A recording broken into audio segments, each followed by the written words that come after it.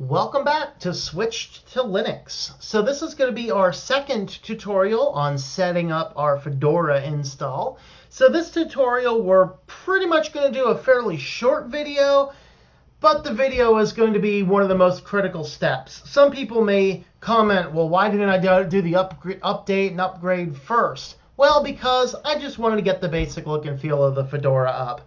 This is the time when we're going to run the update and the upgrade. So what does that mean?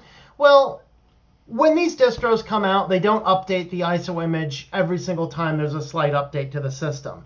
They actually rely on the operating system to update itself when you first install it. It's the same thing. You know, when I got this Mac, I brought it home, I plugged it in. First thing I did, go up to the corner and check for updates, and I actually updated it to the latest operating system. So, you know, this doesn't have the same exact version of the operating system it did when I first got it. Windows does the same thing. You get it home, you plug it in, it wants to download a whole bunch of updates. Well, Linux does the same thing. In some cases, the updates take a lot longer. Some cases, they take a lot shorter.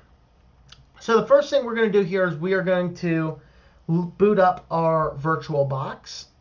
So my Fedora 2 is selected. Yours is probably just Fedora, but I've already gone through all the steps on mine. So I'm going to go ahead and boot this guy up.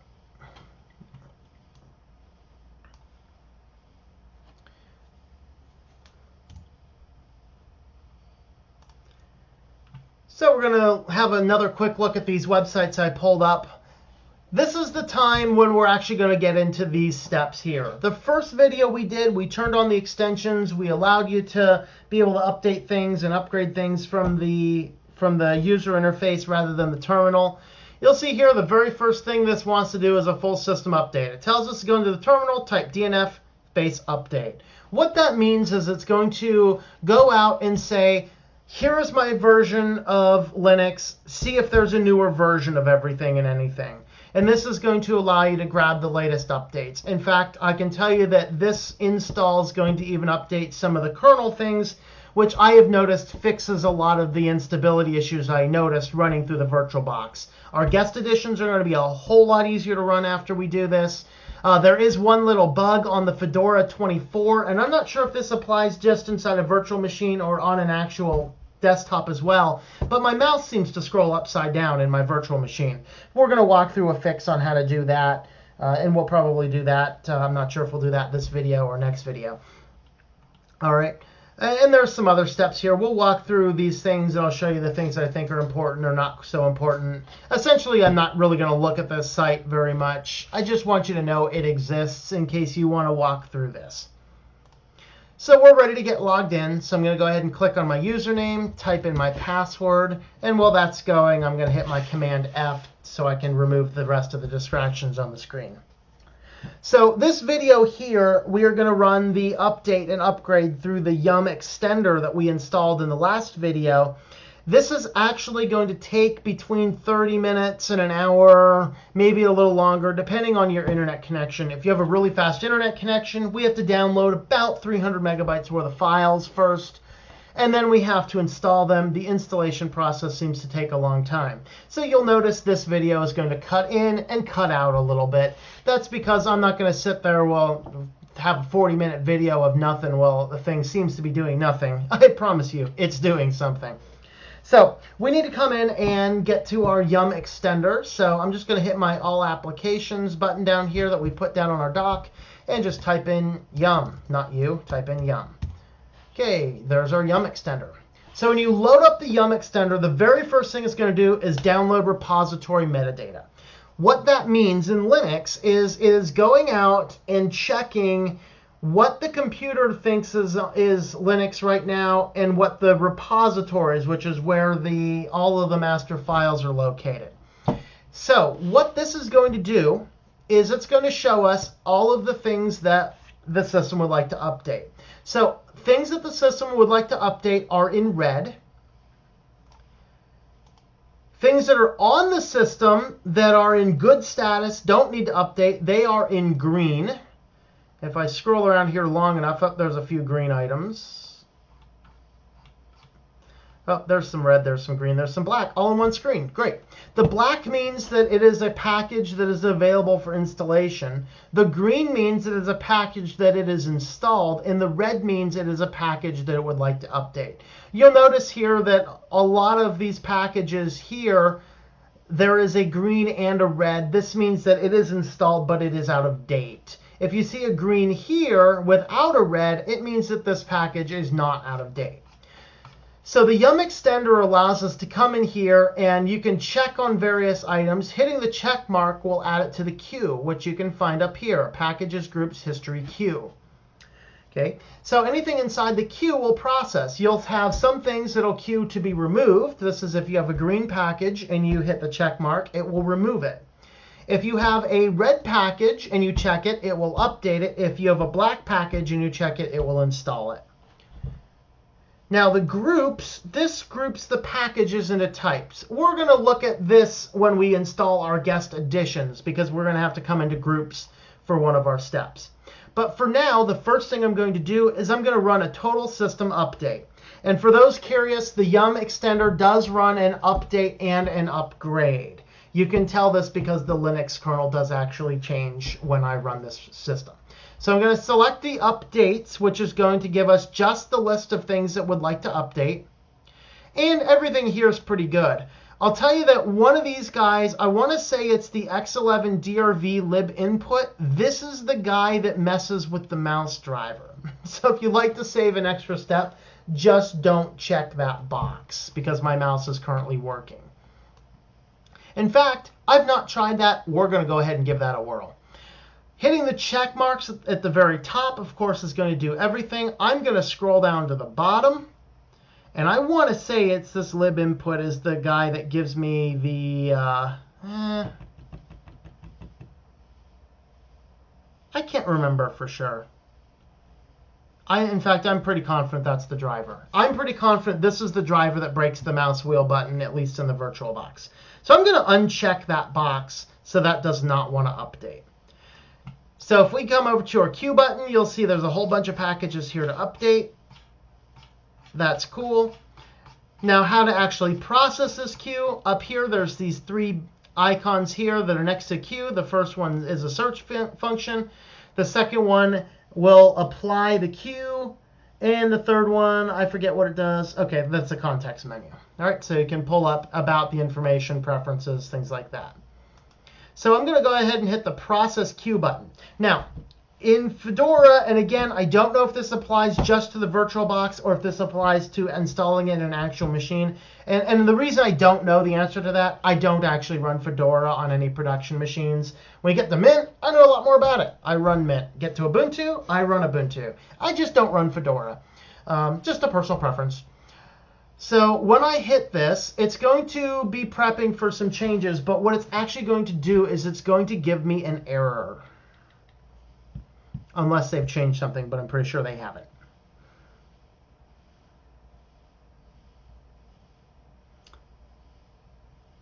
We're going to wait for it. Unless it's a long time, then I'll cut it out. So the error is actually going to give us a few packages that it does not seem to like. There's my error message. So you can see my few packages there that the system does not like. So these packages, we actually have to come through the queue and remove from our installation.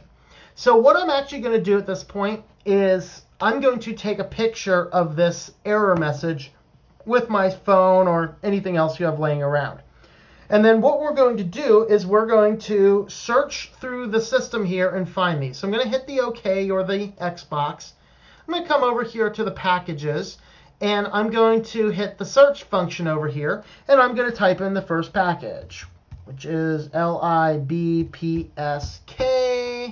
Hit Enter. You don't have to type the whole thing in, just enough. You'll see I typed that in. Remember, all these black guys here means it's available. We're not installing it. This is the guy that's causing the conflict. I'm going to uncheck it. That will remove it from the queue. OK, the next one it does not like. CYOTO. You can see that's that package right there. So we're going to take that one off. And I'm going to repeat this for the list. So most of these you'll be able to just type in the first few letters. I happen to know that this one here is going to take a few more letters to find.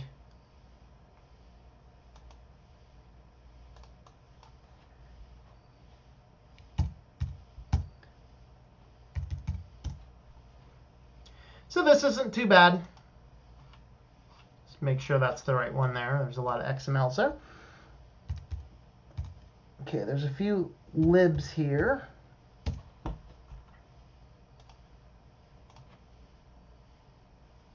And again, I don't know if this is something that is just because we're running this inside of a VirtualBox, or if this happens to be a problem with Fedora. I imagine, I'm going to go as a general thought to say that this is probably something that is because we're running it inside of a VirtualBox.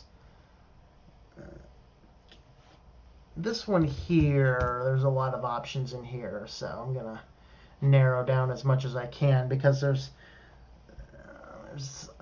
Linux dev here, there's an FS there. I'm just double checking because one of those is a Linux dev part, and this is the actual one.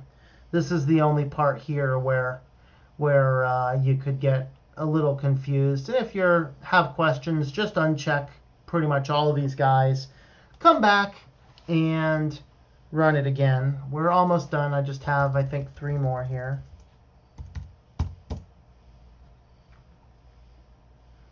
Just verifying. You're not going to break anything. If you accidentally make a mistake, then when we go to finish updating the system and we load this back up, you'll simply see more items show up in the box there. This is systemd container. Okay, take that one off. And I doubt there's a lot of NS. Oh, never mind. There are a lot of NSS files. It's NSS pen now. This is the one. Okay, so those are our offending packages. So going back to Q, you'll see there's still a lot there. Hit the process. This time it should process without a problem, unless the screen takes a while. I'm just going to let this run without clipping and cutting yet. So if everything looks okay, then the system is going to give us the list of what it wants to do. It's going to verify that, and then we're going to have to do a password, and then it's actually going to take some time. So there you can see what it's wanting to do. So you can see the list here that it's installing a whole lot of stuff. You can see here it's 712 megabytes. So there is a lot of data that is coming down here. Okay. So here we are going to hit the OK button. It's going to prompt us for a password, which is our user password. Hit Authenticate. And now you'll see it'll say downloading packages. So first it'll go downloading packages, and then it'll go applying or installing, I forget which one, and then it'll go into a cleanup mode. This here should take, depending on how long it takes to download the files, this could take anywhere from, I'd say, 30 minutes to maybe even up to an hour. So I'm going to pause the video here, and I'm going to come back on to the video as soon as we are ready to move on to the next step and verify everything. Okay, so we have downloaded, we have installed, we have updated, we have upgraded. Now we're in the final cleanup process here. Total time, I don't know, around 30 minutes, 45 minutes or so. So you can see the process here is just wrapping up. This could still take a few more minutes to finalize everything it's doing. So this is a major system update. So although many instances on Linux, you don't always have to update the system just because something has changed. In this case here, with as large of an update as this was, we are going to want to go ahead and process the update. And then once we do that, We're going to shut down the computer. I'm just going to go ahead and hit a restart on the virtual machine here. And then what we're going to do is come back into the Yum extender. And then we're going to look at the update again and just have a quick look to see if there is anything else that we need to work with. I'm also going to have a quick look at the mouse scroll wheel here at the end of this update and see if that is still working or not. So if this takes much longer, I'm going to do another little clip, and I'll be right back on as soon as it is done applying our processes. Okay, so now it is reloading package information. You'll see here that there's that one driver that wants to update. This is that one that we did not update. I'm going to close this out. We're going to go ahead and restart. So over here, I'm just going to hit the restart button. That's going to power us back down and just turn the virtual machine back on. So that one driver that I did not update, if I remember correctly, that is the one that caused the mouse wheel to go backwards. And I'm not sure if that's in a VirtualBox or if that's in the actual Fedora machine. You'll notice here on this boot up screen that there is now another set of numbers there. That refers to the specific kernel that will load out. And you could actually go back and load in a previous version of that as well. In this case here, we're not going to worry about that. We're just going to boot from the top one in the list. And then that'll get us booted right back up here into our main screen. So we're going to verify everything looks correct. We're going to load up a big web page just so I can test the scroll bar. And then we'll make sure that that's still working right.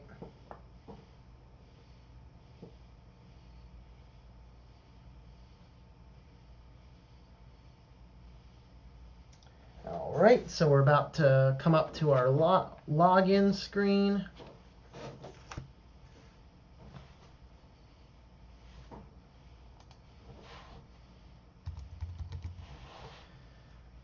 And we're going to log in.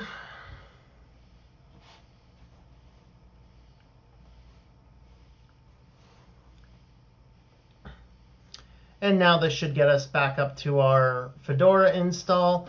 As I had said, running this kernel update does seem to make the system a lot more stable as far as I've been able to see since I was exploring it. I remember the first time I was messing around with Fedora here without actually having to upgrade the kernel, it would give me some problems. Okay, so my mouse button does still work correctly. So that's what the problem has been with the virtual machine. So we're going to go back into our Yum extender there, and we're just going to do a double check, make sure everything is updated except that one mouse thing, which is going to be the thing that ends up messing up our wheel driver. So that's the only one that still wants to update. Not going to worry about it. So now our Fedora machine is set up. We have a dock. We've put some programs there. There's something we didn't actually talk about is how to add and remove programs to the dock. And that's just a simple matter of grabbing the program and dragging it down. You grab it first. So you can see it just kind of goes right there. Actually, I'm just going to go ahead and leave it there because we'll use that for our next tutorial. So that's what it takes to come into Linux, get the system updated and upgraded without having to go into the terminal. So the next video, we are going to talk about installing the guest editions, which is going to allow us to put our VirtualBox into full screen. So for now, I'm going to go ahead and shut the VirtualBox down. I'm going to hit my Command F to go out of full screen mode. And now our machine is powered off. So our next video is going to cover how to install the guest editions inside the VirtualBox, which will give us the full screen Fedora on the Mac. So check out our website at switchtolinux.com for more information, more tips and tricks, and for more reviews on some distros and other fascinating things. In the meantime, I hope you enjoy switching to Linux.